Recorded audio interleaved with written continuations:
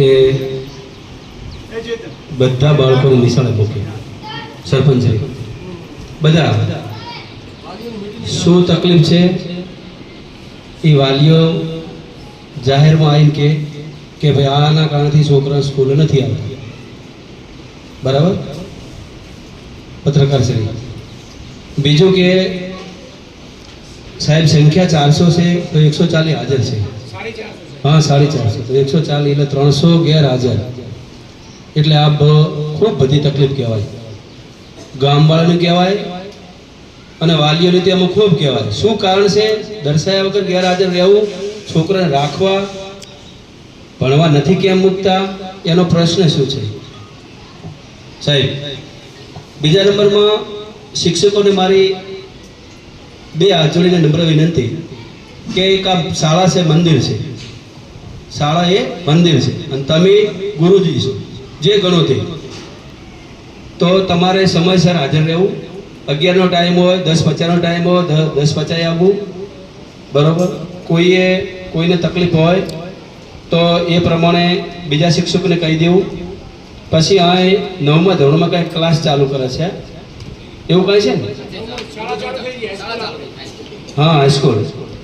તો ટોટલ સંખ્યા કેટલી છે શિક્ષકોની? આપણે અહીંની વાત કરીએ, 12. અહીં ધોરણ કેટલા છે? ધોરણ સાહેબ કેટલા? 8. 1 થી 8.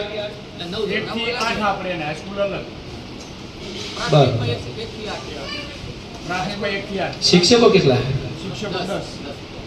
હા, 1 થી 8 માં તો શિક્ષકો અત્યારે હાલ કેટલા હાજર? હાલ 8 સંખ્યા છે અમારા શિક્ષકોની, 10 બરાબર. 10 માંથી આજે છે મીટિંગમાં ગયા, 16 મીટિંગમાં બરાબર. 8 પછી સાહેબ એક વસ્તુ એવી છે કે આ લોકોને કઈ તકલીફ હોય વાલીની, તો તમે કહી શકો કે ભાઈ શું તકલીફ છે, કેમ બાળકો સ્કૂલે નથી આવતા? આ તમે હાલ એક પ્રશ્ન કીધો, શેમાં ઓલે મદ્રેસા કઈ શું મદ્રાસામાં જતા હતા, બરાબર? એ લોકોએ નિર્ણય લીધો કે આપણે 10 વાગે મોકલી દઈશું, એ બરાબર. પણ વધારેમાં વધારે સંખ્યા રવમાની ગેરહાજર છે કે પછી દરેક સમાજની?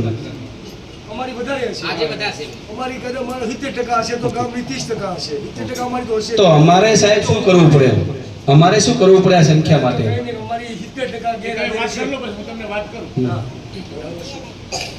તો સાહેબ બીજું તો બસ એટલું. પણ શિક્ષકોને ખાસ મારી વિનંતી, બે હાથ જોડી કે તમારે ટાઈમે હાજર રહેવું, શિક્ષણ વ્યવસ્થિત આપવું એ તમારી ફરજ છે, બરોબર?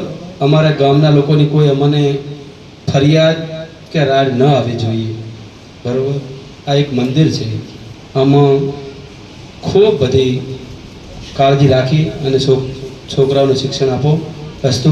ભારત માતા કી